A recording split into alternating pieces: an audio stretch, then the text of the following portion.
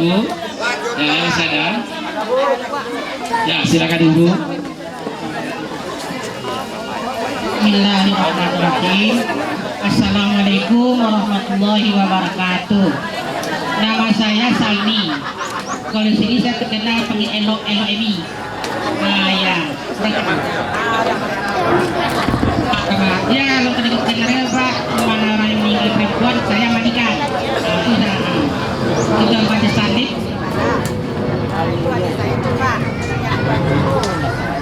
Si ibadah, ada ketuanya. Yang saya bersih ibadah paripurna ya. Berapa persen kebajikan Ibu? Saya sarankan Pak mengenai sungai ini Pak. Tolong Bapak bikin tuh dilarang membuat sampah ke dalam parit, itu aja deh Pak. Bapak selama saya pikir Bapak, aduh kantong-kantong asoynya banyak kali berderet gitu. Apalagi itu depan rumah saya, itu simpang tuh Pak. Kalau dia, kalau tuh ada kumpul di dekat rumah saya tuh Pak. Kalau dapat masyarakat ini kalau kita bikin Pak, pengumumannya dilarang membuang sampah ke dalam parit. Kalau dibuang juga itu sudah luar biasa. Dado tak kesini dah. Iya, yang apa di depan rumah saya tuh Pak. Di depan rumah tuh kumpul tuh Pak, berkantong-kantong. Kadang-kadang nah itu juga Pak, dua dibikin pengumumannya dilarang membuang sampah ke dalam parit. Itu ada Pak. Karena ibu nih, kayak kita kan ada, kalau saya Pak, kalau ada nampak itu atau anu aqua ini, gelas aqua ini di ada halaman saya kumpulkan Pak, saya taruh dalam kantong, nanti pemulung sana ngambilnya. Nah itu Pak, itu aja. Kadang anak-anak ini kan daerah dibalik per barit. Saya kalau dampak itu apa itu Pak, saya ambil, bukan pemulung, cuma saya kumpulkan, saya taruh dalam kantong, nanti orang pemulung ngambil ke rumah saya. Nah itu aja. Alhamdulillah, itu contoh yang sangat baik dari ibu kita. Itulah fungsi seorang ibu. Amin. Apa itu sekalian, masyarakat madani, memang kita dalam masa transisi menuju masyarakat yang berperadaban. Allah Subhanahu wa Ta'ala dalam Al-Quranul Karim memerintahkan kita untuk disiplin, termasuk juga disiplin mengurus limbah kita, limbah dari rumah tangga kita, limbah dari tempat kerja kita. Sampah adalah limbah dari kegiatan kita, baik di rumah maupun di tempat kerja kita. Maka oleh sebab itu menjadi tanggung jawab kita bersama. Kalau kita disiplin untuk mengurus sampah kita seperti Bu Elo tadi, insya Allah itu akan lebih mudah.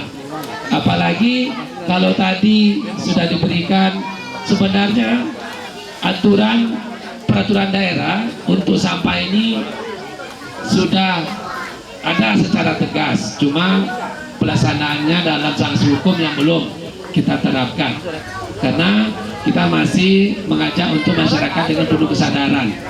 Sebenarnya dari peraturan daerah kita itu membuang sampah sembarangan itu dapat dipenjara, juga dapat didenda dengan denda yang sangat besar.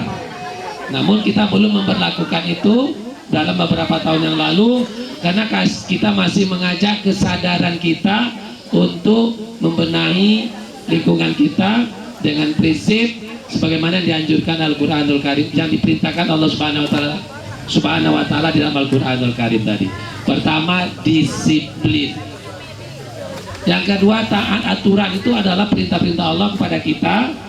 Disiplin, taat aturan. Kalau aturan kita ikuti, insya Allah kita tidak ada persoalan dengan sampah. Itu juga Bu Elo tadi katakan, kita sudah paham Sungai Limau ataupun juga anak-anak sungai yang menghubungkan ke Sungai Limau, atau parit-parit yang menghubungkan lingkungan ke Sungai Limau ini, kalau itu tidak kita jaga, kalau itu penuh dengan sampah, yang menjadi dapat bencana itu juga kita. Maka Allah Subhanahu wa Ta'ala mengatakan, tidaklah terjadi kerusakan di muka bumi kecuali oleh tangan-tangan manusia. Jadi banjir tergenang di sini juga itu adalah ulah kita. Kalau kita bersama-sama untuk mengatasinya, insya Allah kita dapat atasi semua. Kemudian soal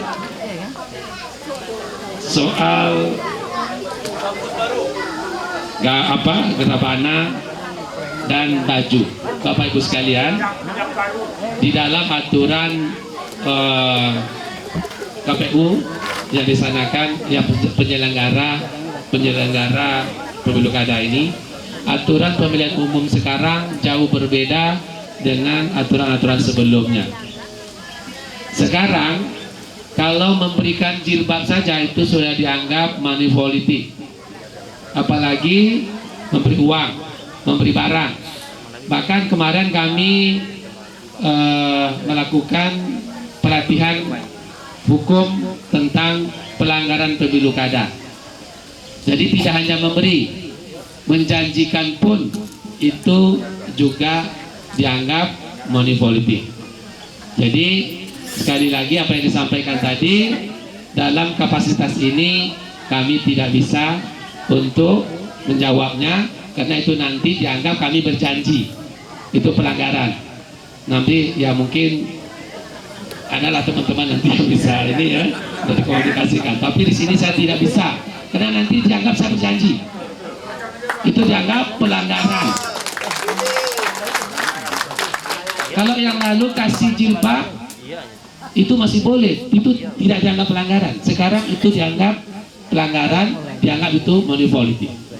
Kemarin kami satu harian melatih para relawan dan juga partai-partai yang mendukung kami bahwa aturan hukum tentang pelanggaran pemilu kada 2017 itu sangat berbeda dengan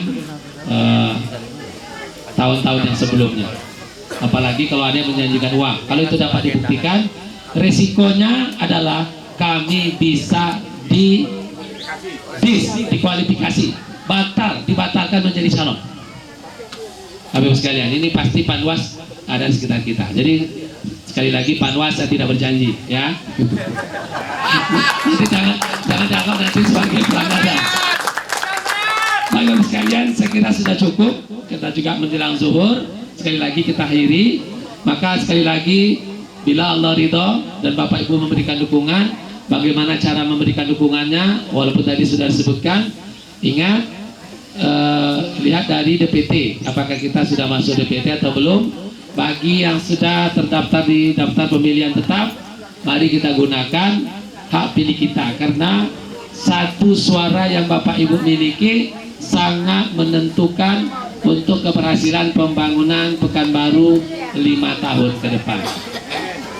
Maka oleh sebab itu gunakan hak pilih dan bawalah saudara-saudara kita, kerabat kita, keluarga kita untuk menyampaikan hak pilihnya pada tanggal 15 Februari yang akan datang di TPS-TPS di mana kita terdaftar.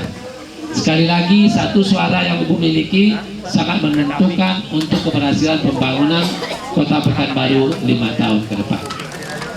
Bapak Ibu sekalian, tentunya sekali lagi dengan harapan pilihan Bapak Ibu bisa diberikan amanah kepada kami, pasangan penerus saya nomor 3 Firdaus Ayat Pekanbaru nomor 3.